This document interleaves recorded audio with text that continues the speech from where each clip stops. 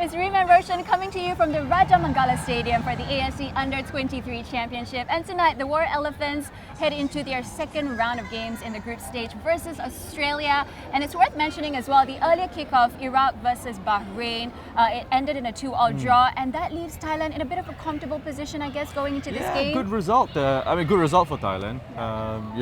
Decent result for Australia as well, I guess, on the surface thing. But whatever happens here, at least Thailand will end the night ahead of Iraq, at least, and it gives them, I guess, a scenario to sort of play with going into the final match day. Obviously, depends on what happens here, what happens between Australia and Bahrain in that one as well. But good result, good game of football between those two sides, especially in the second half. Very nice and entertaining.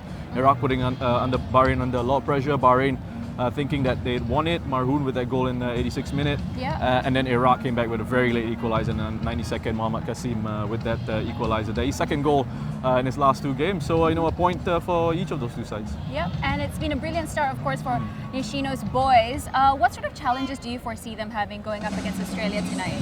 Yeah, I think it's going to be a completely different game for them in terms of how Australia will be setting themselves up. Australia, when you watch them in that game against Iraq, they're a side that like to take the game to the opposition. They like to press up high. They like to make it very difficult for opposition sides to play out from the back.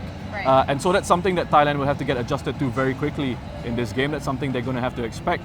Against Bahrain, it was a little bit easier for Thailand to play out and keep possession and play through and play up the pitch. A little bit easier. They had a little bit more time on the ball, so it's going to have to be very quick from Thailand here in this game.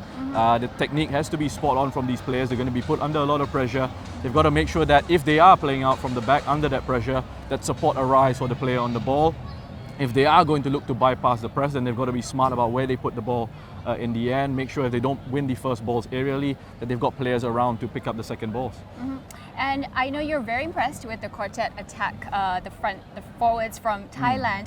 They've been together since the Buriram Academy. I guess they read each other really well. From the lineup, though, how Australia are starting today, do you see them, having this in mind and somehow trying to contain the front four?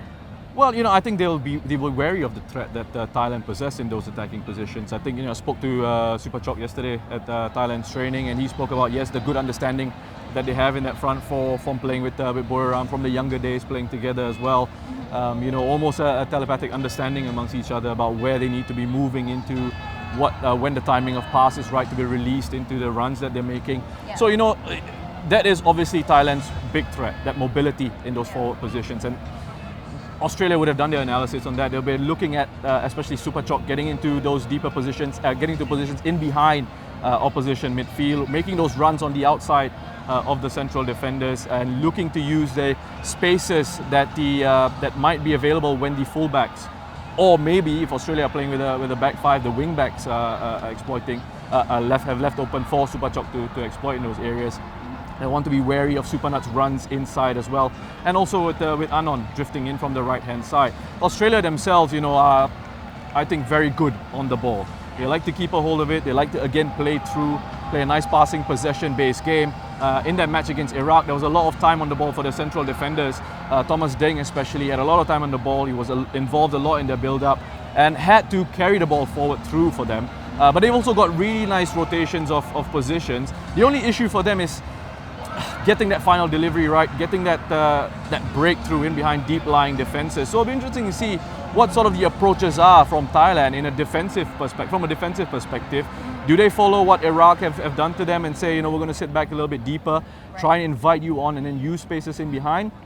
Or are they saying, we're going to go for it just as they did against Bahrain and try and press Australia when they do try and play out from the back? So I'm fascinated to see how that tactical battle actually goes and whether there are any surprises in terms of Australia's setup, because they made 6 changes to their lineup here. Tas Modikutas comes in, Joshua Laws comes in, Zach Duncan comes in, Nicholas D'Agostino, he'll go up front, he comes in for them, Daniel Baumann and Jacob Italiano, another 2 players coming in, Gabriel Clare, Al-Hassan Torre, Aidan O'Neill, Trent Bahajia, Kinu Bacchus and Conor Metcalf. They miss out from that last game. No changes for this Thailand side, so obviously Nishino very happy with what they've got going at the moment, sees no reason to change the rhythm of that side, to change it too much. But we'll see if fresh legs make a big difference as the game wears on. All right, it's going to be a very exciting 90 minutes ahead of us. And we will, of course, be coming to you with a full-time report after the final whistle.